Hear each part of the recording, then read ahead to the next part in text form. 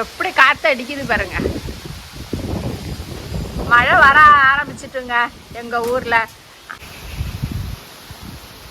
நல்லா காற்று அடிக்க ஆரம்பிச்சிட்டுங்க.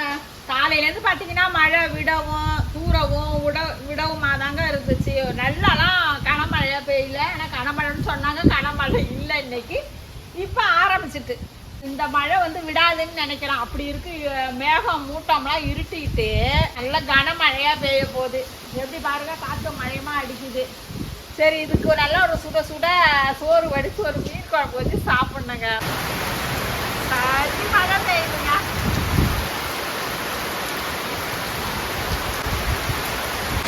கிச்சனை பாருங்க எந்த அளவுக்கு.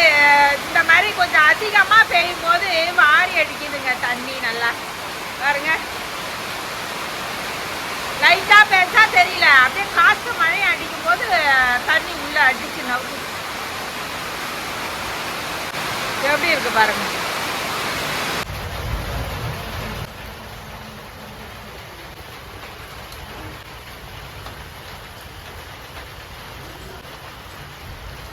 விஎஸ்கே ஃபேமிலி உறவுகள் அனைவருக்கும் வணக்கங்க. இன்னைக்கு பார்த்தீங்கன்னா நைட்டில் தாங்க இன்னைக்கு மீன் குழம்பு செய்கிறோம். அதுவும் பார்த்தீங்கன்னா எப்போதும் வைக்கிற மீன் குழம்பு மாதிரி இல்லாமல் இது கொஞ்சம் வித்தியாசமாக செஞ்சு பார்ப்போம்.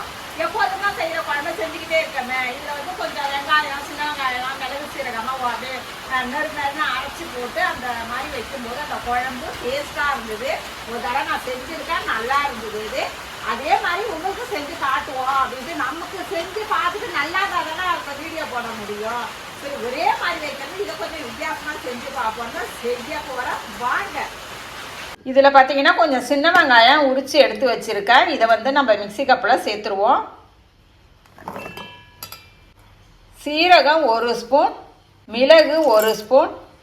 எப்பயுமே நான் மீன் குழம்புக்கு வந்து பூண்டு சேர்க்கவே மாட்டாங்க. ஏன்னா நம்ம வெங்காய வடகத்தில் இருக்குங்கிறதுனால பூண்டு இதெல்லாம் போட்டு செய்கிறதுனால நான் தனியாலாம் சேர்த்ததில்லை. இந்த டைம் வந்து நம்ம எப்போதும் போல் வச்சுக்கிட்டு இருக்கோம். கொஞ்சம் மாற்றமாக வச்சு பார்ப்போமேன்னுட்டு தான் இது மாதிரி செய்கிறேன். இதுக்கு ஒரு நல்ல ஒரு 3 பூண்டு பல், பெரிய பூண்டு பல்லாவே எடுத்துருக்கேன். 3 பூண்டு பல் எடுத்துக்குங்க.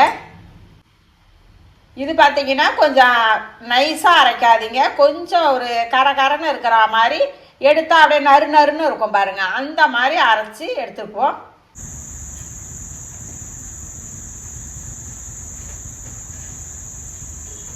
சட்டி நல்லா காஞ்சிட்டு எண்ணெய் சேர்த்துப்போம். இப்போ சட்டியே எண்ணெய் காஞ்சிட்டு நல்லா வெந்தயம், இது வந்து வெங்காய வடகம், வெங்காயம், சின்ன வெங்காயம்,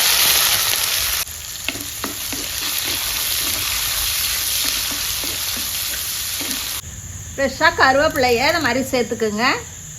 1-2மா நறுன்னு அரைச்சி எடுத்துருக்கேன். நம்ம வெங்காயம், 2 பல் பூண்டு, மிளகு சீரகத்தெல்லாம் இது சேர்த்துரும்.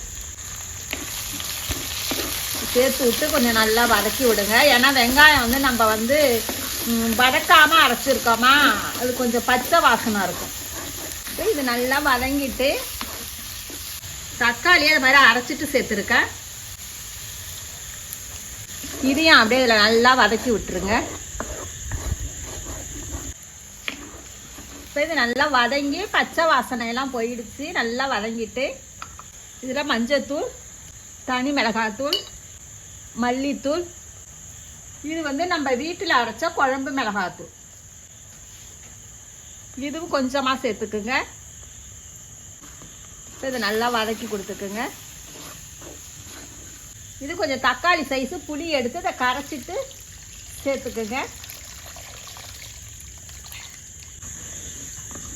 இது இப்போ நல்லா கலந்து கொடுத்துப்போம். இதுக்கு இப்போ உப்பு, இதில் 2 பச்சை மிளகாயும் சேர்த்துக்குங்க. கொஞ்சமாக மல்லி இலை, இது ஒரு மூடி போட்டு அப்படியே ஒரு 2 கொதி சலசலன்னு வரட்டும். குழம்பு நல்லா கொதிச்சுட்டு இப்போ இதில் வந்து நம்ம மாங்காய் சேர்த்துருவோம். குழம்பு நல்லா கொதிச்சுட்டுங்க. இந்த குழம்புக்கு நான் வந்து பார்த்தீங்கன்னா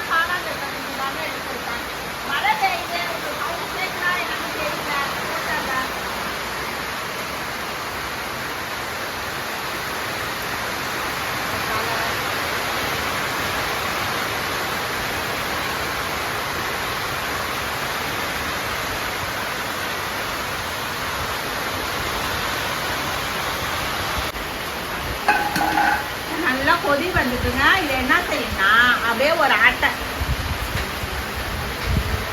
இப்படி ஆட்டுனா எல்லா பக்கமும் மீன் வெந்து வந்துடும்.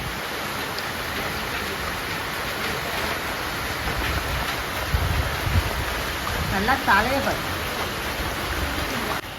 இப்போ குழம்பு நல்லா கொதி வந்துட்டுதுங்க. நல்லா மீன்லாம் நல்லா சூப்பராக வெந்துட்டு. ஆனால் இந்த மாதிரி அரைச்சி வைக்கும் போது நல்ல ஒரு வாசனை வருதுங்க. வித்தியாசமாக தான் இருக்குங்க. குழம்பு நல்லா இருக்கும் போல. நல்லா இந்த மழைக்கு சூப்பராக இருக்குங்க. இப்போ மீன் குழம்பு வச்சாச்சு பாருங்க. கம கமன்னு இருக்குங்க. இதை மாதிரி நீங்களும் ஒரு டயம் செஞ்சு பாருங்களேன். சூப்பராக இருக்கு. நல்லா வாசனை தூக்குது. எப்போதும் வைக்கிறத விட இது கொஞ்சம் வித்தியாசமாக இருக்குங்க. இப்போதான் சூடாக அந்த மழைக்கு சாப்பிட போகிறோம். இதை மாதிரி நீங்கள் செஞ்சு பார்த்துட்டு எப்படி இருக்குன்னு கமெண்ட்டில் சொல்லுங்கள். ரசிச்சு சமைங்க, ருசிச்சு சாப்பிடுங்க. நாளை சந்திப்போம்.